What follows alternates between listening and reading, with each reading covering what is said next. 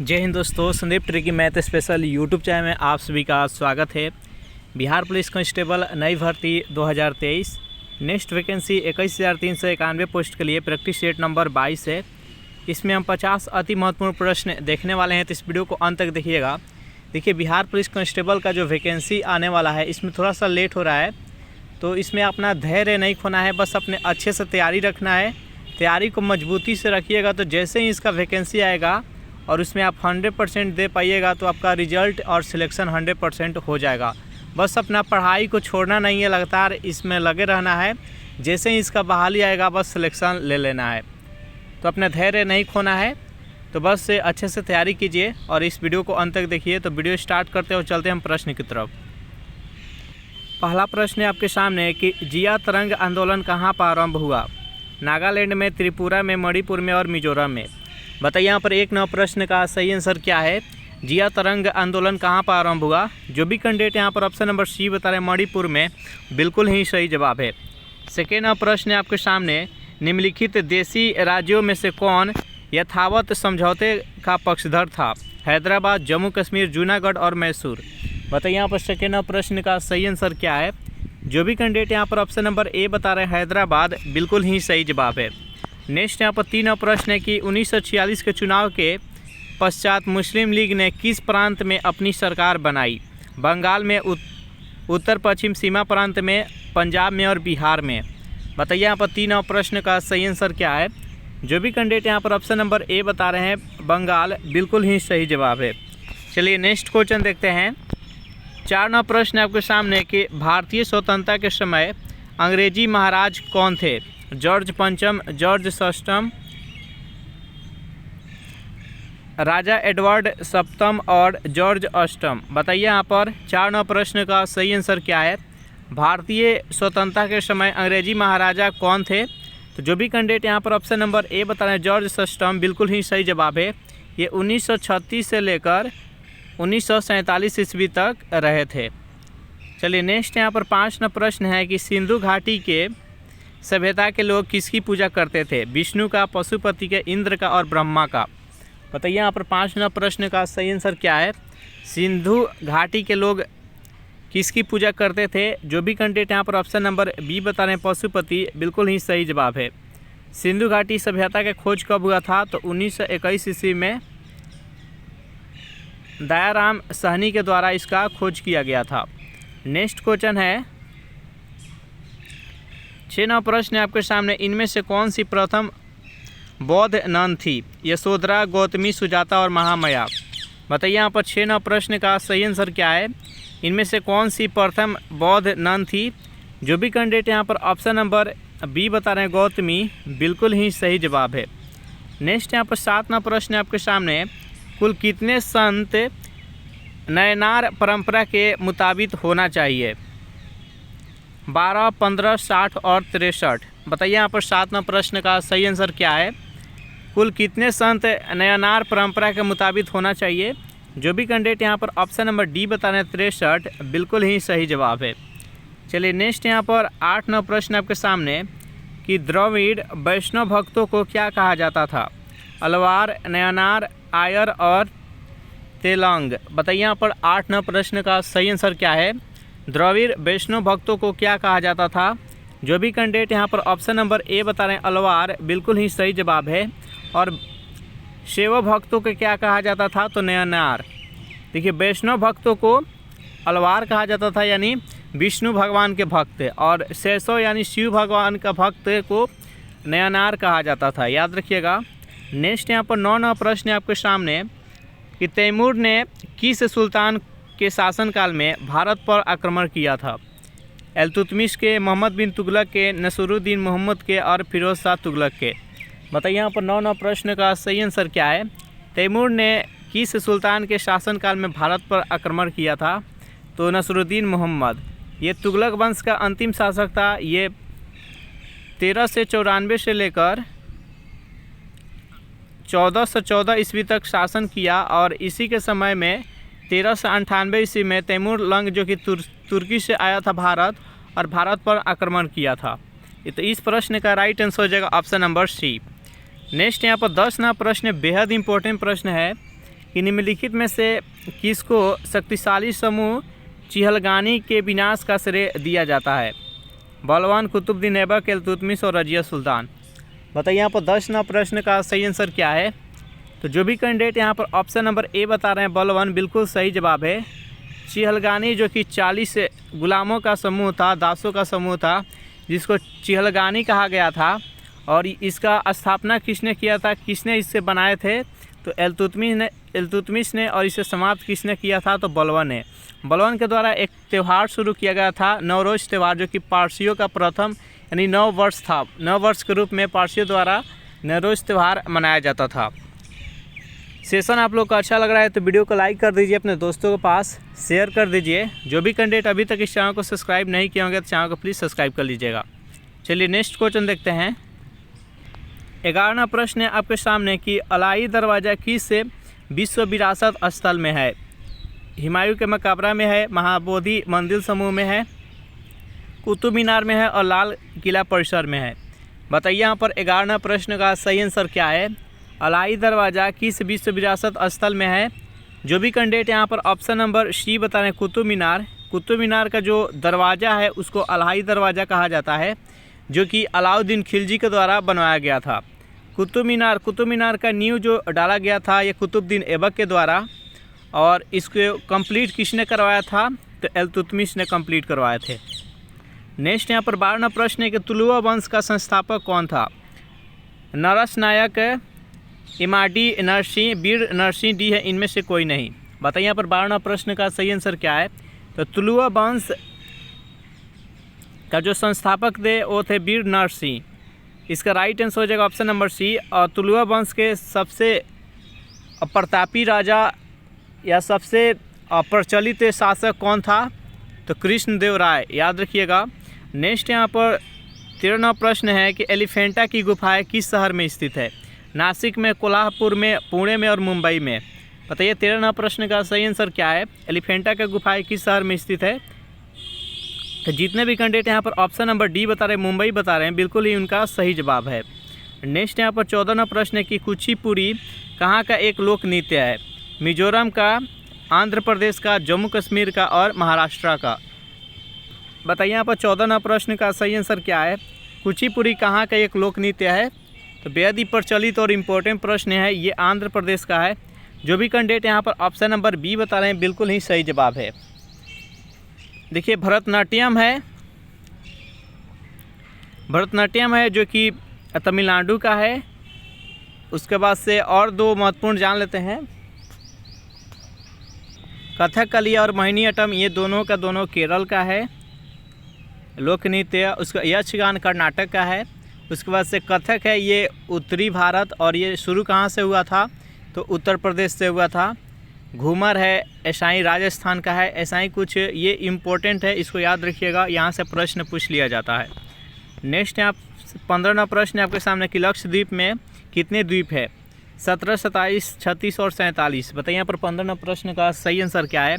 तो लक्षद्वीप में टोटल कितने द्वीप है? तो 36 है। जो भी कैंडिडेट यहाँ पर ऑप्शन नंबर सी बता रहे हैं, बिल्कुल ही सही जवाब है। नेक्स्ट यहाँ पर 16वां प्रश्न है कि कत्था बनाने वाले अनुसूचित जनजाति कौन है? चारों ऑप्शन देख लीजिए और बताइए यहाँ पर 16वां प्रश्न का सही आंसर क्या है? जो भी कैंडिडेट यहाँ पर ऑप्शन नंबर सी बता रहे हैं, खैरवार, बिल्कुल ही सही जवाब है। नेक्स्ट यहाँ पर 17वां प्रश्न देख लेते हैं। प्रश्न है आपके सामने, निम्नलिखित में से कौन सी फसल मृदा को नाइट्रोजन से भरपूर कर देती है? आलू, सोगर्म, सूरजमुखी और मटर। तो जितने भी दलहनी पौधे होते हैं सभी के सभी नाइट्रोजन स्थिरीकरण करते हैं, यानी नाइट्रोजन भरपूर रूप से मिट्टी में भर देते हैं। तो इसका राइट आंसर हो जाएगा ऑप्शन नंबर सी, यहाँ पर मटर इसका राइट आंसर हो जाएगा। नेक्स्ट यहाँ पर 18वां प्रश्न है कि उत्तरी ध्रुवीय प्रकाश के लिए वायुमंडल में कौन सी परत जिम्मेदार है? क्षोभ मंडल, ताप मंडल, आयन मंडल, बहिर्मंडल। बताइए यहाँ पर 18वां प्रश्न का सही आंसर क्या है? तो जो भी कैंडिडेट यहाँ पर ऑप्शन नंबर सी बता रहे हैं, आयन मंडल, बिल्कुल ही सही जवाब है। 19वां प्रश्न है कि निम्नलिखित में से कौन सा चंबल नदी पर बना है? नागार्जुन सागर, राणा प्रताप सागर, विंध्य सागर और रिहंद। बताइए 19वां प्रश्न का सही आंसर क्या है? जो भी कैंडिडेट यहाँ पर ऑप्शन नंबर बी बता रहे हैं, राणा प्रताप सागर, बिल्कुल ही सही जवाब है। 20वां प्रश्न है कि संसार की छत किसे कहते हैं? अरावली को, सतपुरा को, पामीर को और म्यांमार को। बताइए यहाँ पर 20वां प्रश्न का सही आंसर क्या है? तो संसार का छत, पामीर के पठार को संसार का छत कहा जाता है। जो भी कैंडिडेट यहाँ पर ऑप्शन नंबर सी के साथ जा रहे हैं बिल्कुल ही सही जवाब है। अगर इसका पीडीएफ चाहिए तो इसके लिए टेलीग्राम ग्रुप बना दिए हैं, जिसका लिंक इसी वीडियो के नीचे डिस्क्रिप्शन में मिल जाएगा। वहाँ से ज्वाइन करके इसका पीडीएफ डाउनलोड करके आप प्रैक्टिस कर सकते हैं। 21वां प्रश्न है कि अमरकंटक से कौन सी नदी का उद्गम होता है? यानी अमरकंटक से कौन सी नदी निकलती है? दामोदर नदी, महानदी, नर्मदा नदी और ताप्ती नदी। बताइए यहाँ पर 21वां प्रश्न का सही आंसर क्या है? तो अमरकंटक से नर्मदा नदी निकलती है और नर्मदा नदी दो राज्यों में बहती है, सबसे अधिक मध्य प्रदेश में और उसके बाद से गुजरात में। गुजरात में इस नदी को गुजरात का जीवन रेखा कहा जाता है और मध्य प्रदेश में के जबलपुर ज़िला में एक धुआंधार जलप्रपात है जो कि इस नर्मदा नदी पर ही है। और गुजरात में इसके ऊपर एक बांध है जिसको सरदार सरोवर बांध कहा जाता है। याद रखिएगा, ये जाकर अरब सागर में गिरती है। नेक्स्ट यहाँ पर 22वां प्रश्न कि देश में प्रथम कृषि विश्वविद्यालय की स्थापना किस वर्ष हुई थी? इन्हीं दोनों ऑप्शन में से बताइए कि 22वां प्रश्न का सही आंसर क्या है। तो देश के प्रथम जो कृषि विश्वविद्यालय था वो 1907 में उसका स्थापना किया गया था, जिसका नाम है गोविंद बल्लभ पंत, जो कि पंतनगर में स्थित है। इसका राइट आंसर है ऑप्शन नंबर बी। नेक्स्ट यहाँ पर 23वां प्रश्न आपके सामने कि प्रधानमंत्री को कौन नियुक्त करते हैं? लोकसभा के द्वारा ये चुना जाते हैं कि संसद के द्वारा कि राष्ट्रपति के द्वारा नियुक्त किया जाता है? और डी है लोकसभा में बहुमत पार्टी के द्वारा नामित किया जाता है। बताइए यहाँ पर 23वां प्रश्न का सही आंसर क्या है? इनमें से कौन सा कथन सही है? तो देखिए, जो प्रधानमंत्री होते हैं, जो बहुमत पार्टी होता है उनके द्वारा देख लिया जाता है कि उसमें लोकप्रिय नेता कौन है, और जो लोकप्रिय नेता बताया जाता है उन्हीं का नियुक्त राष्ट्रपति के द्वारा किया जाता है। तो इसका राइट आंसर हो जाएगा ऑप्शन नंबर सी। नेक्स्ट यहाँ पर 24वां प्रश्न है कि भारतीय संविधान का कौन सा भाग संविधान की आत्मा कहलाता है? मूल अधिकार, राज्य के नीति निर्देशक तत्व, उद्देशिका, संविधान के उपचारों का अधिकार। बताइए यहाँ पर 24वां प्रश्न का सही आंसर क्या है? तो भारतीय संविधान का उद्देशिका को संविधान के आत्मा कहा गया है। तो इसका राइट आंसर हो जाएगा ऑप्शन नंबर सी। चलिए नेक्स्ट यहाँ पर 25वां प्रश्न है कि भारतीय संघ के अंतर्गत किसी राज्य को शामिल करने की शक्ति किसे प्राप्त है? भारत के राष्ट्रपति को, प्रधानमंत्री को, संसद को और सर्वोच्च न्यायालय को। बताइए यहाँ पर 25वां प्रश्न का सही आंसर क्या है? भारतीय संघ के अंतर्गत किसी राज्य को शामिल करने की शक्ति किसे प्राप्त है? तो ये संसद को प्राप्त है। जो भी कैंडिडेट यहाँ पर ऑप्शन नंबर सी बता रहे हैं बिल्कुल ही सही जवाब है। संसद के अंतर्गत कौन कौन आते हैं? तो राष्ट्रपति आते हैं, लोकसभा आता है और राज्यसभा आता है, याद रखिएगा। नेक्स्ट यहाँ पर 26वां प्रश्न है कि निम्नलिखित राज्यों में से किस में 1967 से लेकर 1971 यानी इस 4 वर्षों के अंदर अधिकतम गठबंधन सरकारें बनाने का रिकॉर्ड है?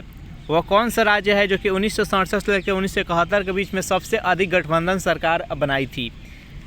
उत्तर प्रदेश, हरियाणा, बिहार और पंजाब। जल्दी से बताइए यहाँ पर 26वां प्रश्न का सही आंसर क्या है? तो जो भी कैंडिडेट यहाँ पर ऑप्शन नंबर सी बिहार बता रहे हैं बिल्कुल ही सही जवाब है। 1967 से लेकर और 1971 के बीच में टोटल 8 मुख्यमंत्री बने थे। इस 4 साल के अंतर्गत में टोटल 8 मुख्यमंत्री बने थे, जिनमें से कि एक तो 2 बार बने थे भोला पासवान शास्त्री, बाकी जो थे वो 7 नए थे। याद रखिएगा, इस प्रश्न का राइट आंसर है ऑप्शन नंबर सी। नेक्स्ट यहाँ पर 27वां प्रश्न है कि भारतीय संविधान में अवशिष्ट शक्तियाँ किसे सन्निहित है? राष्ट्रपति में, राज्य में, केंद्रीय मंत्रिमंडल में और संसद में। बताइए यहाँ पर 27वां प्रश्न का सही आंसर क्या है? भारतीय संविधान में अवशिष्ट शक्तियाँ किसे सन्निहित है? जो भी कैंडिडेट यहाँ पर ऑप्शन नंबर डी के साथ जा रहे हैं, संसद बता रहे हैं, बिल्कुल ही सही जवाब है। चलिए नेक्स्ट क्वेश्चन देखते हैं। प्रश्न है आपके सामने कि निम्नलिखित में से कौन सी भाषा संविधान की 8वीं अनुसूची में नहीं है? उर्दू, नेपाली, कोंकणी और भोजपुरी। बताइए यहाँ पर 28वां प्रश्न का सही आंसर क्या है? निम्नलिखित में से कौन सी भाषा है जो कि भारतीय संविधान के 8वीं अनुसूची में नहीं है? तो देखिए, भारतीय संविधान के 8वीं अनुसूची में टोटल 22 भाषा है, जिनमें से भोजपुरी नहीं है। तो इस प्रश्न का राइट आंसर हो जाएगा option number D. Next question देखते हैं। प्रश्न आपके सामने है कि आर्थिक नियोजन के युग के आरंभ से भारत की सकल राष्ट्रीय आय में कृषि का हिस्सा क्या रहा है? निरंतर कम होता रहा है, निरंतर बढ़ता रहा है, पहले बढ़कर फिर कम हुआ है, पहले कम होकर फिर बढ़ा है? बताइए यहाँ पर 29वां प्रश्न का सही आंसर क्या है? तो जो भी कैंडिडेट यहाँ पर ऑप्शन नंबर ए बता रहे हैं, आर्थिक नियोजन के युग के आरंभ से ही भारत की जो सकल कृषि आय है उसमें हमेशा निरंतर कम होता रहा है। तो इसका राइट आंसर हो जाएगा ऑप्शन नंबर ए। नेक्स्ट यहाँ पर 30वां प्रश्न आपके सामने, निम्न में से कौन सा मानव विकास सूचकांक में शामिल नहीं है? जीवन प्रत्याशा, वास्तविक प्रति व्यक्ति आय, सामाजिक असमानता और प्रौढ़ साक्षरता? बताइए यहाँ पर 30वां प्रश्न का सही आंसर क्या है? तो जो भी कैंडिडेट यहाँ पर ऑप्शन नंबर सी बता रहे हैं, सामाजिक असमानता, बिल्कुल ही सही जवाब है। सेशन आप लोग को अच्छा लग रहा है तो वीडियो को लाइक कर दीजिए, अपने दोस्तों के पास शेयर कर दीजिए, और जो भी कैंडिडेट अभी तक इस चैनल को सब्सक्राइब नहीं किए होंगे तो इस चैनल को प्लीज़ सब्सक्राइब कर लीजिएगा। चलिए नेक्स्ट यहाँ पर 31वां प्रश्न आपके सामने कि भारतीय पंचवर्षीय योजना का प्रमुख उद्देश्य क्या है? धन और आय का असमान वितरण, स्वावलंबन और विदेशी सहायता पर निर्भरता कम करना, पिछड़ी जातियों का विकास करना और निजी क्षेत्र की बढ़ती भूमिका? बताइए यहाँ पर 31वां प्रश्न का सही आंसर क्या है? तो जो भी कैंडिडेट यहाँ पर ऑप्शन नंबर बी बता रहे हैं, यानी भारतीय पंचवर्षीय योजना का मुख्य उद्देश्य क्या है? तो स्वावलंबन करना और विदेशी सहायता पर जो निर्भर है भारत, उसको आत्मनिर्भर बनाना। नेक्स्ट यहाँ पर 32वां प्रश्न है कि भारत में योजना आयोग का सृजन किया गया है संविधान के अंतर्गत, संसद के एक अधिनियम के अंतर्गत, मंत्रिमंडल के एक प्रस्ताव द्वारा और लोकसभा के एक प्रस्ताव द्वारा? बताइए यहाँ पर 32वां प्रश्न का सही आंसर क्या है? भारत में योजना आयोग का सृजन किया गया है तो मंत्रिमंडल के एक प्रस्ताव द्वारा। जो भी कैंडिडेट यहाँ पर ऑप्शन नंबर सी के साथ जा रहे हैं, बिल्कुल ही सही जवाब है। निम्नलिखित में से कौन सा एक असमानता घटाने का उपाय नहीं है? न्यूनतम आवश्यकता कार्यक्रम, इसका बी है अर्थव्यवस्था का उदारीकरण, कारोपण और भूमि सुधार? बताइए यहाँ पर 33वां प्रश्न का सही आंसर क्या है? तो जो भी कैंडिडेट यहाँ पर ऑप्शन नंबर बी बता रहे हैं, अर्थव्यवस्था का उदारीकरण, बिल्कुल ही सही जवाब है। नेक्स्ट यहाँ पर 34वां प्रश्न है कि भारत में गरीबी रेखा के नीचे के व्यक्तियों को ऐसा इस आधार पर वर्गीकृत किया गया है कि क्या वे न्यूनतम विहित खाद्य सामग्री पाने का हकदार है, वे वर्ष में विहित न्यूनतम दिनों के लिए काम कर पाते हैं, वे कृषि श्रमिक परिवारों से है और अनुसूचित जाति, अनुसूचित जनजाति सामाजिक समूह से संबंधित है, या उनकी दैनिक मजदूरी विहित न्यूनतम मजदूरी से कम होती है? बताइए यहाँ पर 34वां प्रश्न का सही आंसर क्या है? तो भारत में जो गरीबी रेखा से नीचे की व्यक्ति है उसको किस आधार पर वर्गीकृत किया गया है? तो वे न्यूनतम विहित खाद्य सामग्री पाने का हकदार है। इसका राइट आंसर है ऑप्शन नंबर ए। नेक्स्ट यहाँ पर 35वां प्रश्न है कि द्रव की बूंद द्वारा सिकुड़ने तथा न्यूनतम आयतन ग्रहण करने की प्रवृत्ति किस गुण के कारण होती है? पृष्ठ तनाव के स्नेहता घनत्व वाष्प दाब? बताइए यहाँ पर 35वां प्रश्न का सही आंसर क्या है? तो जो भी कैंडिडेट यहाँ पर ऑप्शन नंबर ए बता रहे हैं, पृष्ठ तनाव, बिल्कुल ही सही जवाब है। चलिए नेक्स्ट यहाँ पर 36वां प्रश्न है कि परमाणु के नाभिक के अवयव हैं, यानी परमाणु के नाभिक में क्या क्या रहता है? Electron, proton, electron, neutron, proton, neutron, electron, proton और न्यूट्रॉन? बताइए यहाँ पर 36वां प्रश्न का सही आंसर क्या है? तब परमाणु के नाभिक में क्या क्या रहता है? ये हो गया नाभिक। तो नाभिक में प्रोटॉन और न्यूट्रॉन रहता है और इसके चारों तरफ है जो कि इलेक्ट्रॉन चक्कर लगाता है। परमाणु का सिद्धांत किसने दिया था? तो रदरफोर्ड के जॉर्ज डाल्टन के द्वारा परमाणु का सिद्धांत दिया गया था। और इलेक्ट्रॉन के खोज जे थॉमसन किए थे, प्रोटॉन के खोज गोल्डस्टीन किए थे और न्यूट्रॉन के खोज जेम्स चाडविक किए थे। नेक्स्ट यहाँ पर 37वां प्रश्न है आपके सामने कि किसी लिफ्ट में बैठे हुए व्यक्ति को अपना भार कब अधिक मालूम पड़ेगा? कोई लिफ्ट है और उसमें एक व्यक्ति बैठा हुआ है तो उसका भार कब अधिक मालूम पड़ेगा? तो जब लिफ्ट त्वरित गति से ऊपर जा रही हो तो उसका भार है जो कि अधिक मालूम होगा। और जब त्वरित गति से लिफ्ट नीचे की तरफ आता हो तो उसका भार कम महसूस होगा, और जब लिफ्ट का डोरी कट जाए तो फिर एकदम डायरेक्ट वो गिरे नीचे तो जो व्यक्ति उसमें बैठा रहेगा उसका भार शून्य हो जाएगा। याद रखिएगा। नेक्स्ट यहाँ पर 38वां प्रश्न है कि लोलक घड़ियाँ गर्मी के दिनों में सुस्त क्यों हो जाती है। जिस भी घड़ी में लोलक रहती है वो गर्मी के दिन में सुस्त क्यों हो जाती है, तो गर्मी में दिन लंबे होते हैं, कुंडली में घर्षण हो जाता है, और इसका ऑप्शन नंबर सी है, लोलक की लंबाई बढ़ जाती है, लोलक के भार में परिवर्तन हो जाता है। तो जो भी कैंडिडेट यहाँ पर ऑप्शन नंबर सी बता रहे हैं लोलक की लंबाई बढ़ जाती है, बिल्कुल ही सही जवाब है, क्योंकि लोहा है जो कि गर्म होने पर फैलता है। नेक्स्ट यहाँ पर 39वां प्रश्न आपके सामने कि सामान्य ट्यूबलाइट में कौन सी गैस होती है। चारों ऑप्शन देख लीजिए और बताइए यहाँ पर 39वां प्रश्न का सही आंसर क्या है। तो सामान्य ट्यूबलाइट में आर्गन के साथ मरकरी वेपर होता है, तो इसका राइट आंसर है ऑप्शन नंबर सी। नेक्स्ट यहाँ पर 40वां प्रश्न है कि नॉट इनमें से किस गति का इकाई है। नॉट जो है वो किसके गति का इकाई है, प्रकाश तरंग का, समुद्री जहाज का, ध्वनि तरंग का, हवाई जहाज का। बताइए यहाँ पर 40वां प्रश्न का सही आंसर क्या है। जो भी कैंडिडेट यहाँ पर ऑप्शन नंबर बी बता रहे हैं समुद्री जहाज, बिल्कुल ही सही जवाब है।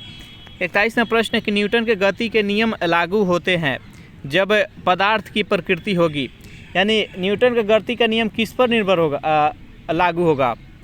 कण के प्रकृति पर, तरंग प्रकृति पर, द्वैत प्रकृति, कण और तरंग प्रकृति के साथ साथ उपयुक्त में से कोई नहीं। तो जो न्यूटन के गति का जो नियम लगता है वो कण प्रकृति पर लगता है। जो भी कैंडिडेट यहाँ पर ऑप्शन नंबर ए के साथ जा रहे हैं, बिल्कुल ही सही जवाब है। 42वां प्रश्न की साबुन के पतले झाग में चमकदार रंगों का बनना किस परिघटना का परिणाम है। चारों ऑप्शन देख लीजिए और बताइए यहाँ पर 42वां प्रश्न का सही आंसर क्या है। तो जो भी कैंडिडेट यहाँ पर ऑप्शन नंबर ए के साथ जा रहे हैं बहुलित परावर्तन और व्यतिकरण है, बिल्कुल ही सही जवाब है। अगर इसका पीडीएफ चाहिए तो उसके लिए टेलीग्राम ग्रुप बना दिए हैं जिसका लिंक इसी वीडियो के नीचे डिस्क्रिप्शन में मिल जाएगा, वहाँ से ज्वाइन करके इसका पीडीएफ डाउनलोड करके आप प्रैक्टिस कर सकते हैं। नेक्स्ट यहाँ पर 43वां प्रश्न है कि दृष्टि पटल यानी रेटिना पर चित्र बनता है, किसी भी वस्तु का रेटिना पर कैसा उसका प्रतिबिंब बनता है यही बताना है। चारों ऑप्शन देख लीजिए और बताइए यहाँ पर 43वां प्रश्न का सही आंसर क्या है। जो रेटिना कार्य करता है वह उत्तल लेंस के समान कार्य करता है, तो इसका प्रतिबिंब वस्तु से छोटा और उल्टा बनता है। इसका राइट आंसर हो जाएगा ऑप्शन नंबर सी।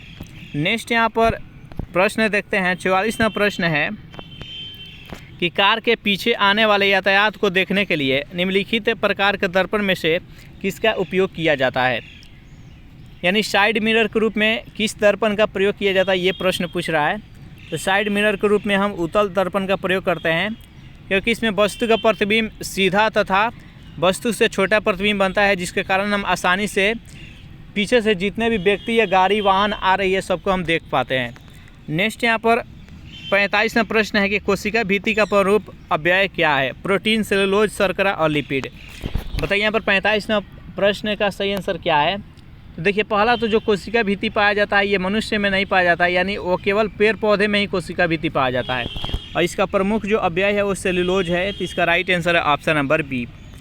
46वां प्रश्न कि अमीबा का प्रचलन अंग क्या है, यानी अमीबा अपना किसके माध्यम से भोजन ग्रहण करता है।